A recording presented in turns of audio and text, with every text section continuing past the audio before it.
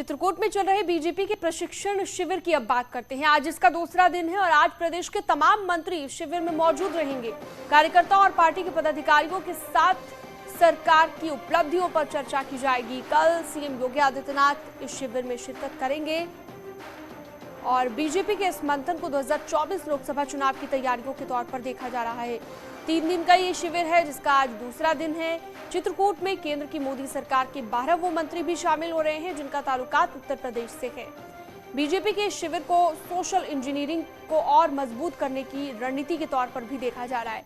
BJP के इस प्रशिक्षण शिविर में पहली बार केंद्र और राज्य सरकार के मंत्री शामिल हो रहे हैं।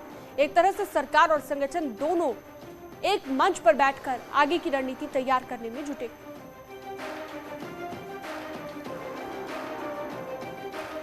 ज्यादा जानकारी के लिए, बातचीत के लिए रुक करते हैं, आपको सीधा चित्रकूट लिए चलते हैं जहां पर ये प्रशिक्षण शिविर हो रहा है। राजीव मेरे सहयोगी जुड़े हुए हैं।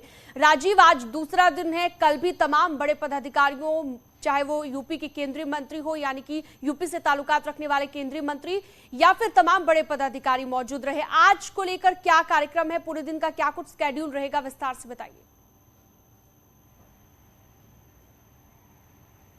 देखिए, मिशन 2024 फतेह के लिए मर्यादा पुरुषोत्तम भगवान राम की तपोस्थली चित्रकूट में बीजेपी अपने प्रदेश प्रशिक्षण वर्ग का आयोजन कर रही है। आज उसका दूसरा दिन है और करीब अब से कुछ ही देर बाद 11 बजे ये दूसरे दिन के जो सभी सत्र हैं वो शुरू होंगे। कल 5 सत्रों का आयोजन किया गया था जिसमें सोशल मीडिया, सांस्कृतिक राष्ट्रवाद, कृषि क्षेत्र में योगी मोदी सरकार की उपलब्धि, सैन्य समृद्धि और रक्षा क्षेत्र में जो मोदी सरकार की उपलब्धियां रही हैं उनको किस तरह से जनता तक पहुंचाना है, इस बात का प्रशिक्षण बीजेपी के पदाधिकारियों को और शीर्ष नेतृत्व को दिया गया था। इस दौरान दोनों डिप्टी सीएम और सभी कैबिनेट मंत्रियों के साथ बीजेपी प्रदेश कार्यकारिणी के सभी पदाधिकारी मौजूद हैं। उत्तर प्रदेश के सभी जिलों के जिलाध्यक्ष, क्षेत्रीय अध्यक्ष और महामंत्री मौजूद हैं।